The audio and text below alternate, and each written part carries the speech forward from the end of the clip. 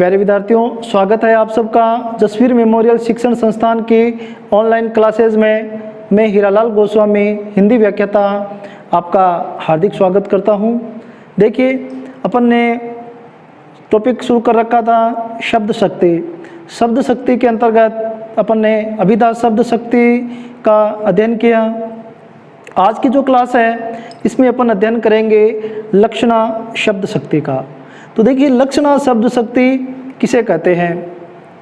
कोई व्यक्ति है, मानिए कोई शब्द बोलता है और उस शब्द को बोलने के बाद में सामने वाले के अगर भाव उसका समझ में आ जाता है तब तो वह अभिधा शब्द शक्ति, लेकिन उसका साधारण अर्थ समझने में व्यक्ति को बाधा उत्पन्न होती है। यानी उस वाक्य का, उस शब्द का अर्थ निकालने में व्यक्ति को अगर बाधा होती है और रूढ़ि यानी कोई परंपरा या किसी प्रयोजन के निमित्त वो शब्द कहा जाता है तो वहाँ पर शब्द शक्ति है वो कौन सी होती है? लक्षणा शब्द शक्ति। देखिए, जब किसी वक्ता द्वारा कहे गए शब्द के मुख्य अर्थ से अभिष्ट अर्थ का बोध न हो, यानी जो इच्छित अर्थ है, इच्छित अर्थ का बोध न हो, अर्थात मुख्य अर्थ में बाधा हो, यानी मुख्य अर्थ है वो समझने में क्या हो? बाधा हो, तब किसी रूढ़ि यानी परंपरा या किसी प्रयोजन के निमित्त पर उसका अर्थ निकाला जाए तो वहाँ पर जो शब्द शक्ति होगी वो कौन सी होगी? लक्षणा शब्द शक्ति। तो लक्षणा है वो किसी रूढ़ि या प्रयोजन के आधार पर अभिष्ट अर्थ है उसको इंगित करेगी। देखिए, इसे अच्छे से उदाहरण से समझेंगे, लेकिन इसके लिए निम्न बातें हैं वो होना आवश्यक है। 3 बातें हैं ये लक्षणा शब्द शक्ति को इंगित करेगी कि यहाँ पर कौन सी शक्ति है? लक्षणा। तो वो कौन कौन सी बातें हैं? देखिए, शब्द के मुख्य अर्थ में बाधा, यानी साधारण वाक्य पढ़ते ही समझ में आ जाएगा और जहाँ साधारण वाक्य पढ़ते ही उसका अर्थ निकालने में हमें अगर बाधा महसूस हो रही है, अगर बाधा महसूस हो रही है तो वहाँ पर कौन सी शब्द शक्ति? लक्षणा। पहला तो मुख्य अर्थ निकालने में क्या होना चाहिए? बाधा हो रही है। दूसरा, शब्द के मुख्य अर्थ से संबंधित अन्य अर्थ लिया जाए, यानी उस शब्द का जो सामान्य अर्थ है उससे अन्य अर्थ है वो उस शब्द के लिए प्रयुक्त होना चाहिए। तीसरा देखें, उस शब्द के लक्ष्यार्थ को ग्रहण करने का कोई विशेष प्रयोजन हो, यानी किसी प्रयोजन के निमित्त वो शब्द है वहाँ प्रयुक्त किया गया हो। देखिए उदाहरण, राम सदा चौकन्ना रहता है।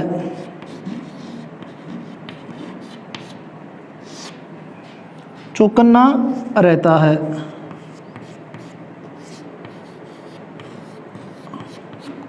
अब देखिए, राम सदा चौकन्ना रहता है।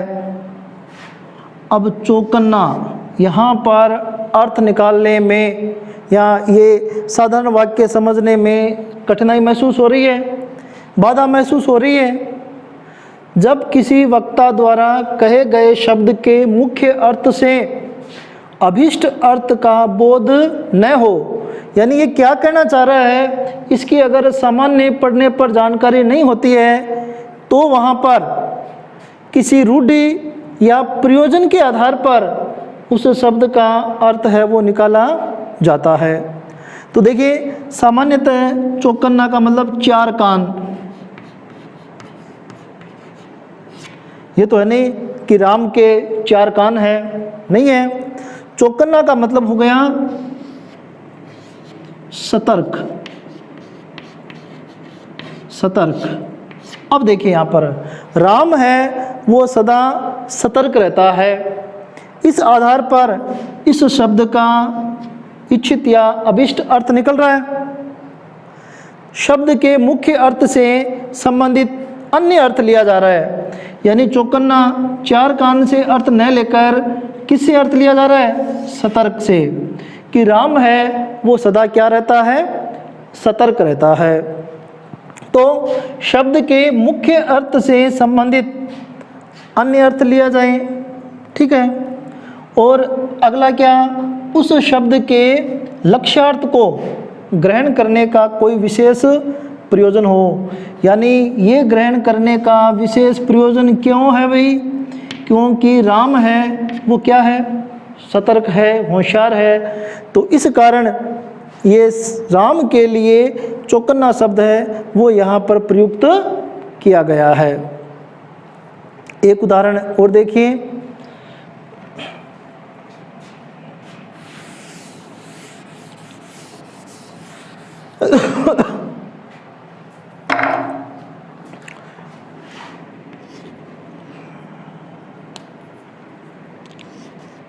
राधा तो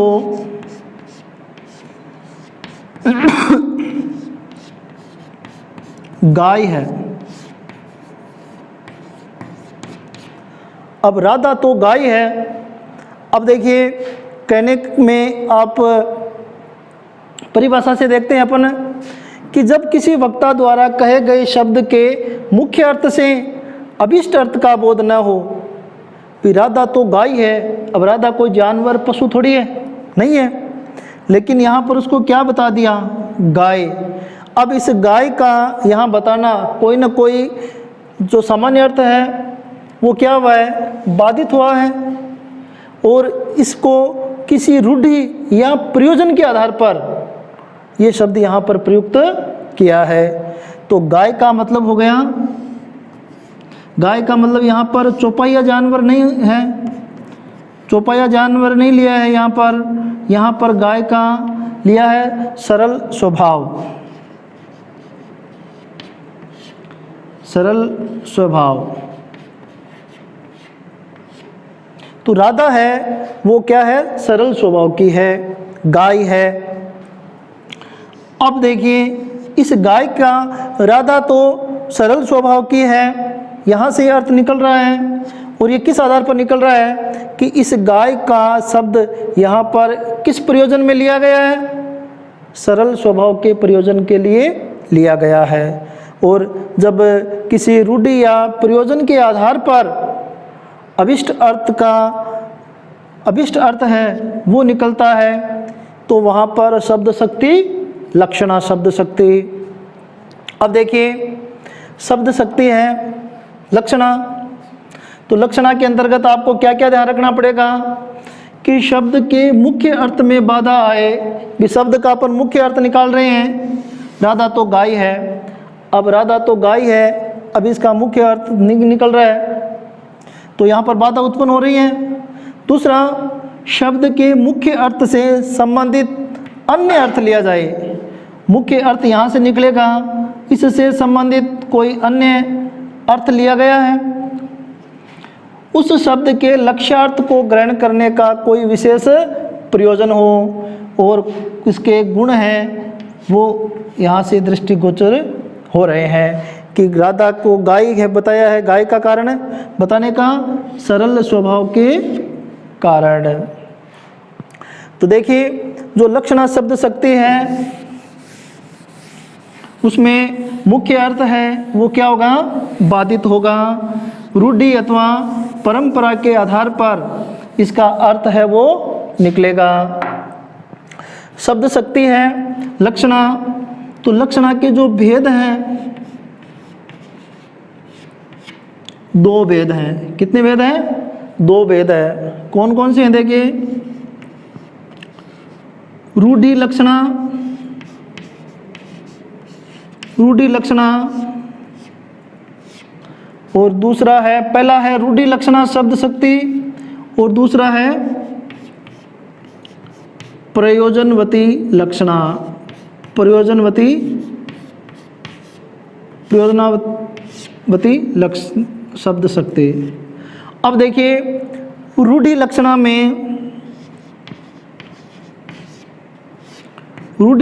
में कोई रूढ़ि परंपरा के आधार पर, क्या रूढ़ि परंपरा के आधार पर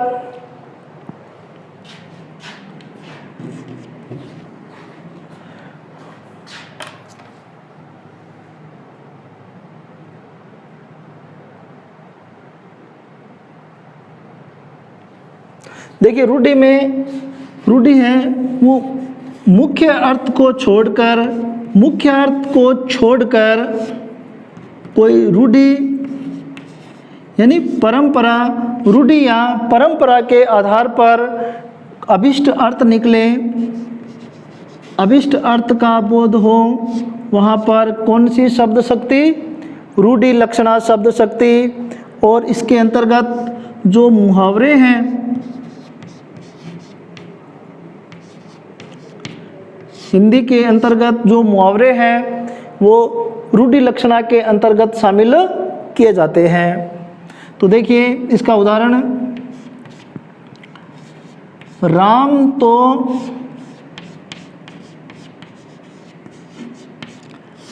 हवा से बातें करता है, हवा से बातें करता है।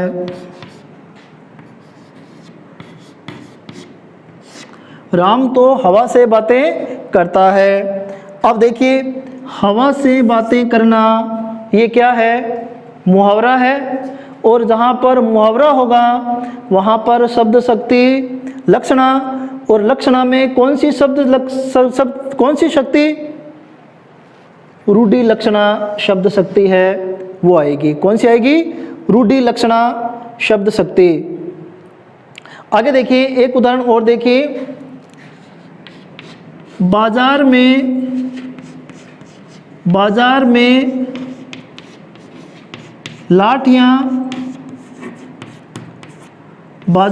लाठियां चली।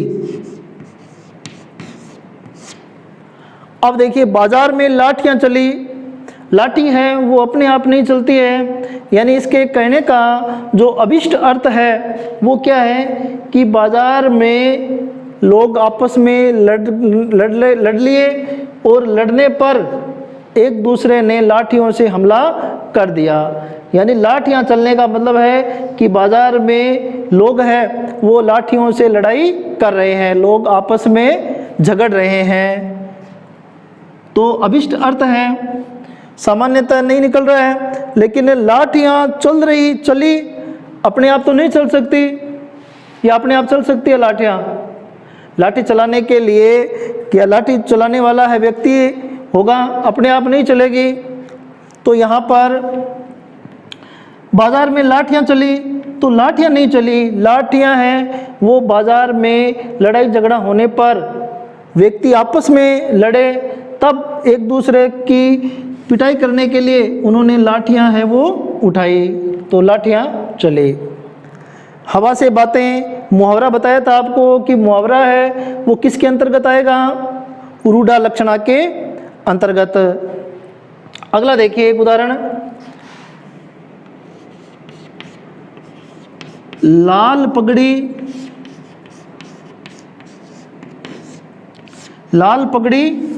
आ रही है।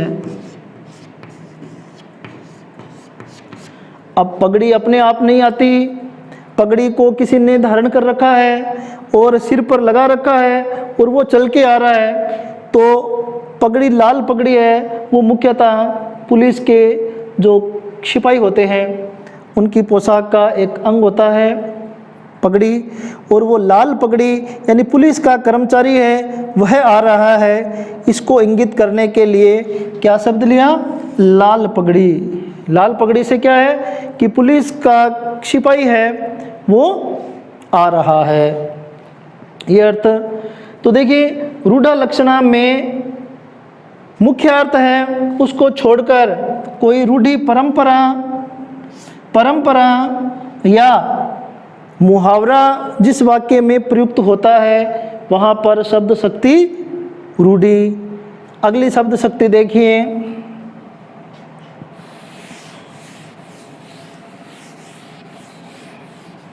कौन सी है? प्रयोजनवती लक्षणा शब्द शक्ति। कौन सी?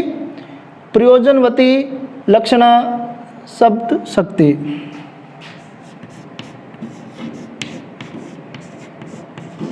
प्रयोजन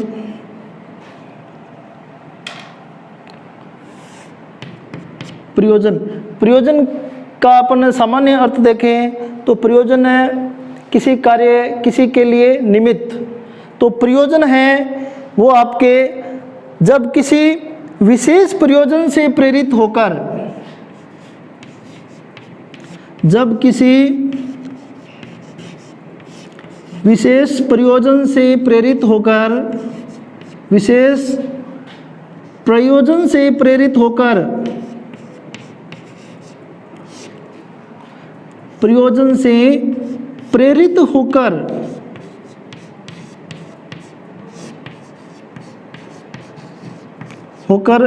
शब्द कहा जाए तो वहां पर कौन सी?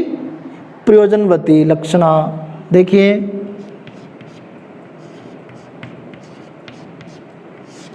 गंगा पर आश्रम,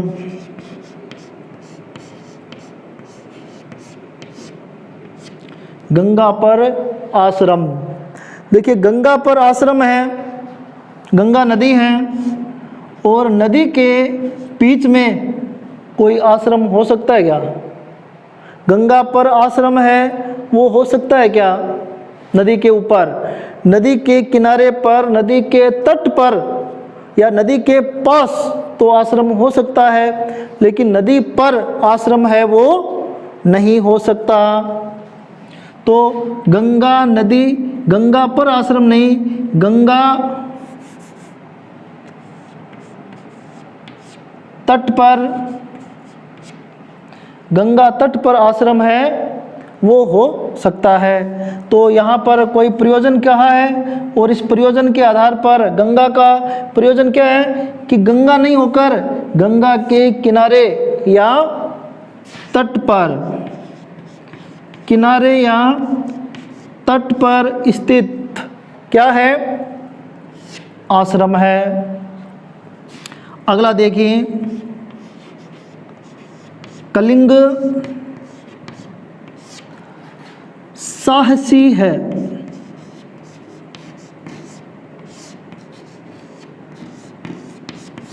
कलिंग क्या है?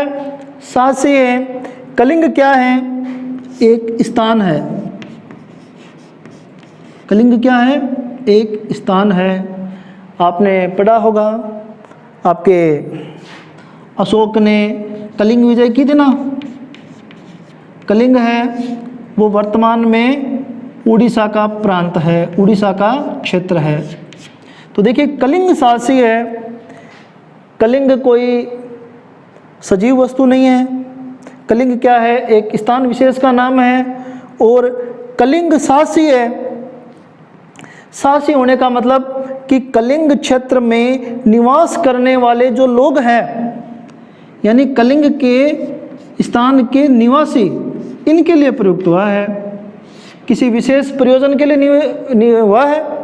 तो कलिंग क्षेत्र के या कलिंग स्थान के निवासी हैं वो क्या हैं?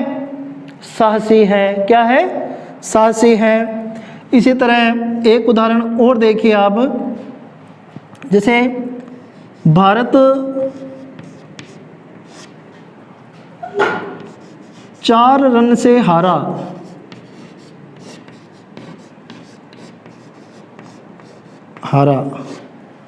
अब भारत है तो भारत थोड़ी खेल रहा है, भारत तो एक निर्जीव जगह का स्थान का नाम है। लेकिन भारत में निवास करने वाले जो लोग हैं उनमें जो 11 क्रिकेट खिलाड़ी क्रिकेट खेल रहे हैं, वो खिलाड़ी हैं वो क्या कर गए हैं कि 4 रन से पराजित या 4 रन से हार गए हैं। तो किसी प्रयोजन से कहाँ है? हारे कौन है? 11 खिलाड़ी जो क्रिकेट खेल रहे हैं वो है कहाँ के? भारत के। तो भारत के होने के कारण ये प्रयोजन बनाकर कहा है कि भारत है वो 4 रन से हारा।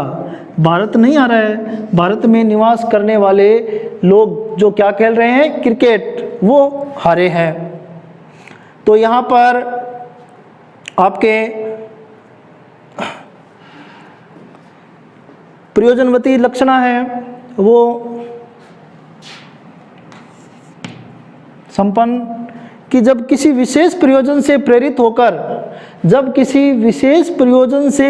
होकर अभिष्ट अर्थ है वो निकाला जाए या आए, तो वहाँ पर क्या होती है, प्रयोजनवती लक्षणा शब्द शक्ति।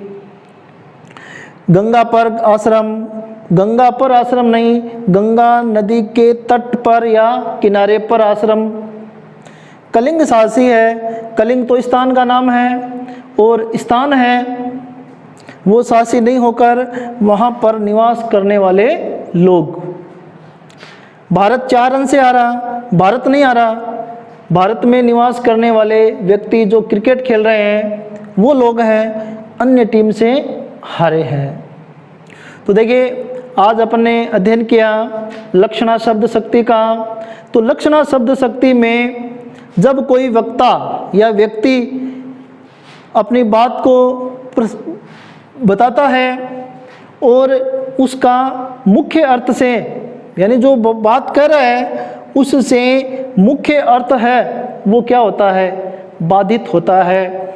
मुख्य अर्थ है वो हमारी समझ में नहीं आता है और वो समझने के लिए हमें या तो रूढ़ि या प्रयोजन के आधार पर, रूढ़ि यानी या परंपरा या किसी प्रयोजन के आधार पर जब उसका अभिष्ट अर्थ निकलता है तो वहाँ पर कौन सी लक्षणा शब्द शक्ति।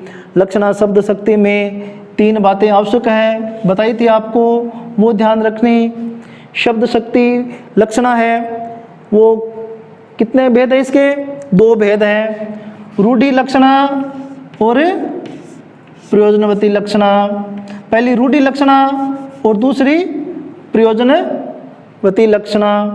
तो रूढ़ि लक्षणा के अंतर्गत क्या ध्यान रहेगा कि मुख्य कोई वक्ता जब अपने बात को कहेगा तो जो मुख्य अर्थ है वो क्या रहेगा, बाधित रहेगा, वो समझ में नहीं आएगा।